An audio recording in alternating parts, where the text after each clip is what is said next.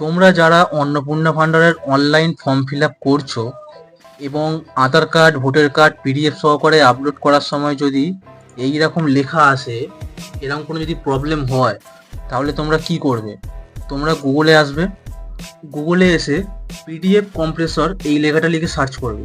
প্রথমে যে ওয়েবসাইটটা আছে এই ওয়েবসাইটের মধ্যে ক্লিক করে দেবে। ক্লিক করার পর সিলেক্ট পিডিএফ করবে। যেই পিডিএফটা তুমি সাইজটা কমাতে চাইছো সেই পিডিএফটা নিয়ে নেবে। ধরো আমি এইটা নিচ্ছি। এইখানে যে 2 নম্বর যে অপশানটা আছে এই অপশানটায় ক্লিক করবে। ক্লিক করে কম্পোজ পিডিএফ এই অপশানে ক্লিক করে দেবে। অটোমেটিক কিন্তু আমার ডাউনলোড হয়ে যাবে। তো তোমরা দেখতেই পাচ্ছ পিডিএফের সাইজ কিন্তু ঠিকঠাক সাইজে চলে এসছে। এবারে আমি তোমাদের আপলোড করে দেখাই। এই যে আপলোড ফাইল, এইখানে এসে আমি আপলোড করে দিচ্ছি পিডিএফটা। তো দেখতে পাচ্ছ কিন্তু আমার কিন্তু পিডিএফটা ভালোভাবে আপলোড হয়ে গেছে।